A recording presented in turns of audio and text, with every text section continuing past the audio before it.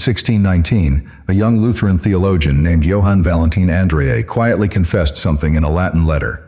The famous Rosicrucian Manifesto, known as the Chymical Wedding, the book that had ignited an underground movement across Protestant Europe, was a ludibrium, a jest. He had written it as a student around the age of 19. He never expected anyone to believe it. By then, half of Germany already did. To understand how a youthful Latin jest became the founding document of a 4th-century esoteric tradition, you have to begin in the place where it was written. Tubingen, in the Duchy of Württemberg, in the opening years of the 17th century. The town wrapped itself around a hill above the Neckar River. Its university was a Lutheran institution of high seriousness, training pastors for the Protestant churches of the empire. But the men who studied there in those years were not satisfied with theology alone. They read Paracelsus on medicine and the secrets of nature. They read the Corpus Hermeticum in the Latin translation of Marsilio Ficino. They read alchemical texts and Kabbalistic commentaries and the prophecies of the late medieval mystics. A small circle gathered around two older scholars in the city, a jurist named Christoph Besold and a polymath named Tobias Hess, who corresponded with reformers across Europe about the coming renewal of all knowledge. Into that circle, around the year 1605, walked a teenaged Andreae. According to the Britannica biography of Johann Valentin Andreae, he was born in 1586, the grandson of one of the leading Lutheran reformers of southern Germany. By his late teens, he was already writing. He produced a manuscript he later described as a chemische Hochzeit, a chemical wedding, a long allegorical romance in 7 days, modeled on the alchemical literature he had been reading inside the Tubingen circle. He did not publish it. He set it aside and went on with his studies and his travels, which carried him through Switzerland, France, and Italy in the years that followed. While that manuscript sat in a drawer, something else began moving in the same circle. Manuscripts started passing from hand to hand, anonymous, Latin and German. They told a strange story. The first of them was printed in the city of Kassel in 1614. It carried a long Latin title, the Fama Fraternitatis Rosicrucis, the fame of the fraternity of the Rosenkreuz. According to the Wikipedia entry on the Fama Fraternitatis, the pamphlet was issued by the Kassel printer Wilhelm Wessel, almost certainly with the support of the local landgrave Maurice the Learned, a Protestant prince with a known interest in alchemy and Paracelsian medicine. The pamphlet ran only a few dozen pages. But the story it told was enormous. A German knight, the Fama said, had been born in the year 1378. His name was Christian Rosenkreuz. As a young man, he had traveled to Damascus and Damcar in Arabia, to Fez in North Africa, and to Spain. He had studied with sages who taught him the secret correspondences between the heavens and the earth, the hidden properties of plants, the philosophical and metallic alchemy, the language of nature itself. He returned to Germany and tried to share what he had learned. He was ignored. So he gathered 7 companions, eventually expanded to a brotherhood of 8, and they founded a hidden fraternity dedicated to healing the sick, reforming the arts and sciences, and preparing the way for the renewal of the world. Their order had rules. They wore no special habit. They blended with the people of whatever country they entered. They served the sick without payment. They kept the existence of the brotherhood entirely secret for 120 years. Christian Rosenkreuz, the Fama said, had died at the age of 106.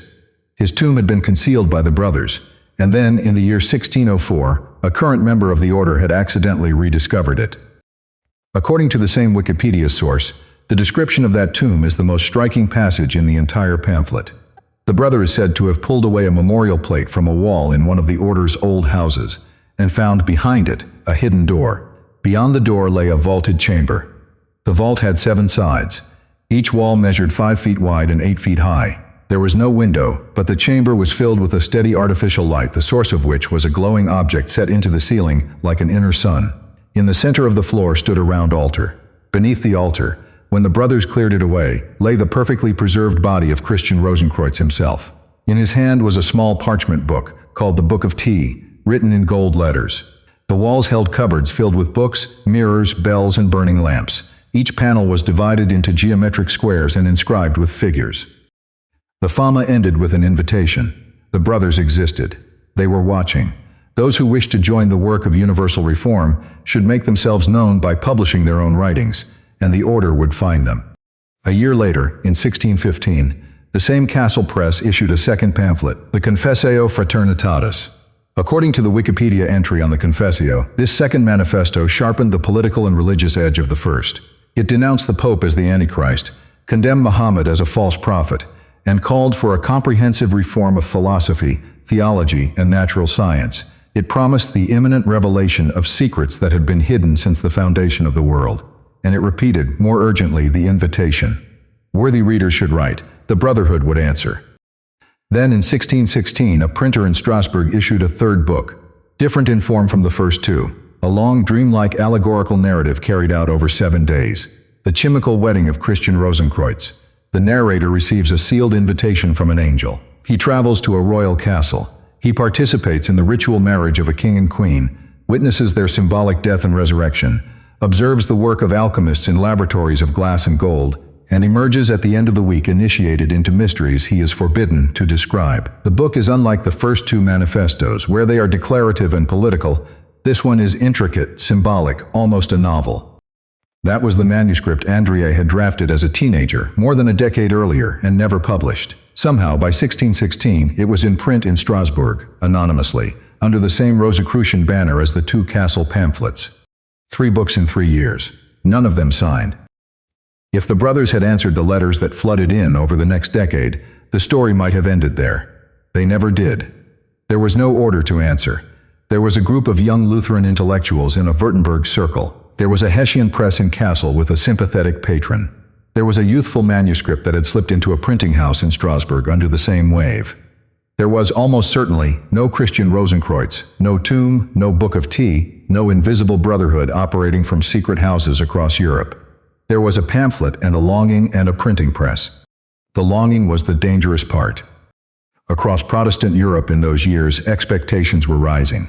The Reformation had been underway for nearly a century and had not delivered the universal renewal its first generation expected. Religious wars were beginning to gather. Astrologers were predicting a great conjunction in the heavens. Reformers in medicine, law, and natural philosophy were arguing that the old learning needed to be torn up and replaced. Into that mood, the Rosicrucian Manifestos landed like a match. What followed is what historians have come to call the Rosicrucian furor. Pamphlets answering the manifestos began appearing within months. Some were enthusiastic, some were enraged, some were cautious treatises asking for clarification. According to the research paper on the spreading of Rosicrucian ideals published by the Societas Rosicruciana in Anglia London branch, more than 400 separate printed responses appeared in German lands within roughly 10 years of the Fama's publication. Theologians wrote against the Brotherhood as heretics. Alchemists wrote in their defense. Would-be initiates published their own credentials in open print, hoping a brother would notice them and reach out. None ever did. One of those would-be initiates paid in flesh for his enthusiasm. His name was Adam Haselmayer. He was a Paracelsian physician in the Tyrol who had seen a manuscript copy of the Fama Fraternitatis as early as 1610, 4 years before its actual publication.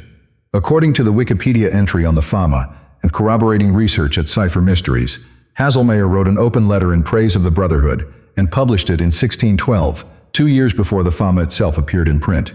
The letter, titled in translation as the answer to the praiseworthy fraternity of the Rosicrucian Theosophists, ran with the first published edition of the Fama in 1614.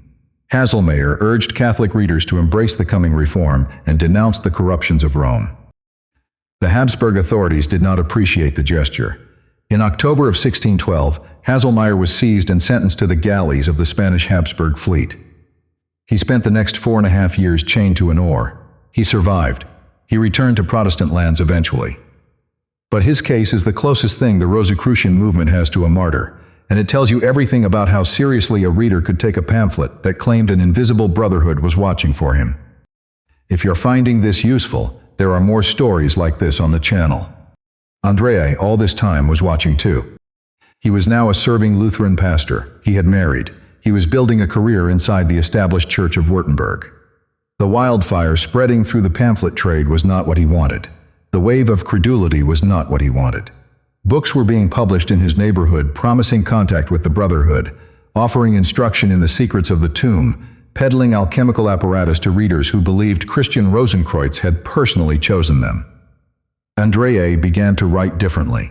In 1619, he composed a Latin work called Turris Babel, the Tower of Babel, in which he described the entire Rosicrucian commotion as a comedy that had run on too long. In the same year, he wrote the private letter that would haunt him for the rest of his career. The word he used was ludibrium. According to the Britannica biography and the Wikipedia entry on Andreae, He applied that word repeatedly in his autobiography and his correspondence to the Chymical Wedding. The Latin term carries a precise weight.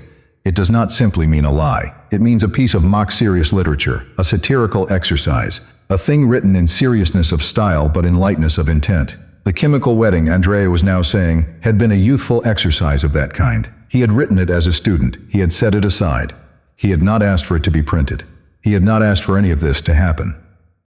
His confession changed nothing. By the time he made it, the manifestos had escaped the man who had written one of them.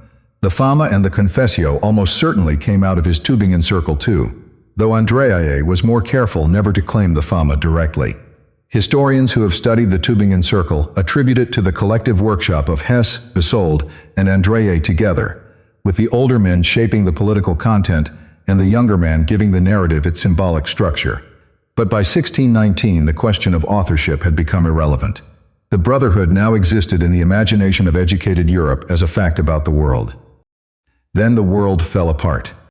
In 1619, the same year as Andrea's confession, Frederick V, Elector Palatine of the Rhine, accepted the crown of Bohemia. He was 23 years old. He was married to Elizabeth Stuart, daughter of King James I of England. He stood at the head of the Protestant Union of German princes. To his supporters, his coronation in Prague was the moment when the universal Protestant reform, promised in the Rosicrucian Manifestos, would arrive on the political stage of Europe. To his enemies, it was an unforgivable provocation. The army of the Catholic Emperor moved against him. In November of 1620, at the Battle of White Mountain outside Prague, Frederick's forces were destroyed in less than 2 hours. He and Elizabeth fled into exile. The 30 Years' War began in earnest. Central Europe burned for the next 28 years, lost roughly a third of its population in some regions, and emerged a shattered country. This is the historical context that the British scholar Dame Frances Yates placed at the center of her book, The Rosicrucian Enlightenment, published by Routledge in 1972. Yates argued that the manifestos were never merely a literary phenomenon. They were the cultural face of a serious Protestant alchemical politics that briefly looked as if it might reshape Europe through Frederick and Elizabeth's Bohemian project. When that project collapsed in the war, the Rosicrucian movement was crushed underneath it, and the original brotherhood, whatever it had been on paper, vanished into the smoke. The vision survived. The historical moment did not. Andreae lived another 35 years through the war. He served as a pastor through the worst of it. He watched his own city of Cal burned, wrote books on community and education. He buried friends. He did not, so far as the record shows, write another Rosicrucian book. What happened after his death is the second life of the manifestos. Through the 17th and 18th centuries, small groups continued to take the original pamphlets as a charter.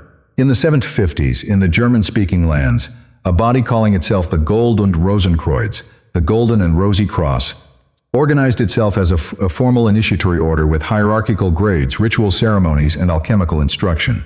According to the Wikipedia entry on the Gold und Rosenkreuz, members of the Prussian royal family belonged to it, with King Frederick William II of Prussia initiated in the 1780s.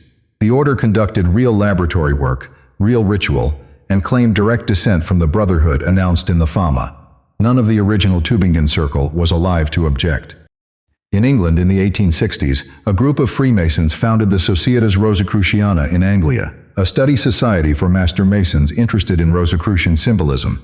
Its membership eventually included the architects of the Hermetic Order of the Golden Dawn, which formed in 1888 and built one of the most influential Western magical systems of the 19th century directly on Rosicrucian and Kabbalistic foundations. The Golden Dawn's central ritual chamber, the Vault of the Adepti, was a deliberate reconstruction of the seven-sided tomb described in the Fama Fraternitatis. The pamphlet's image of the heptagonal vault, written for satirical purposes in 1614, was now a working ceremonial space in late Victorian London. In 1915, in San Jose, California, an American esotericist named Harvey Spencer Lewis founded the ancient mystical order Rosicrucians, abbreviated AMORC. It established itself as a mail-order initiatory school with members in dozens of countries. It built a Rosicrucian park in San Jose that still operates a working Egyptian museum today. AMORC claimed continuous initiatory descent from ancient Egypt through medieval Europe to the present, with the Fama Fraternitatis as one of its founding documents. According to the Wikipedia entry on AMORC, its membership eventually reached 6 figures across multiple decades. None of these orders would have existed without 3 anonymous pamphlets, published in Hesse and Strasbourg between 1614 and 1616. The man who wrote the third one, and almost certainly helped shape. The first two spent his old age trying to explain that none of it had been meant literally.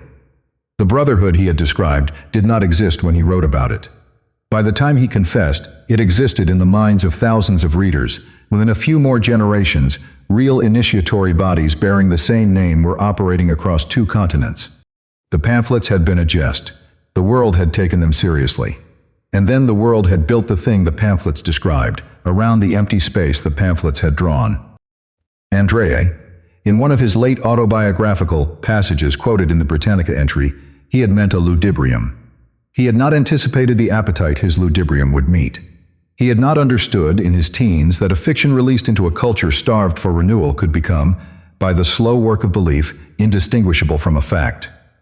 The Chymical Wedding had been a Latin jest passed between students in a university town. The brotherhood of the Rosenkreuz was now a tradition with libraries, lodges, and museums. The 7-sided vault is the image that endures. The brothers approach the wall, pull aside the memorial plate, find the hidden door, descend into the chamber lit by its inner sun, and stand before the perfectly preserved body of the founder. In the Fama, that scene is fiction. In the Hermetic Order of the Golden Dawn in 1888, it became a stage on which initiates rehearsed their own symbolic death and rebirth. The fiction had become the rite. The rite became the experience. The experience became the tradition. Whether that counts as a hoax that succeeded, or as a vision that found its body, depends on what you think traditions are made of. Some of them, perhaps, begin exactly the way Andrea's did. A young man writes something in seriousness of style, but in lightness of intent. He puts it down. Other hands pick it up. Other minds need it. The body of the founder, never quite alive, never quite dead, is found again in every generation that opens the door. If stories of anonymous pamphlets and the orders they built are the kind of thing that holds your attention, there is more of this work on the channel.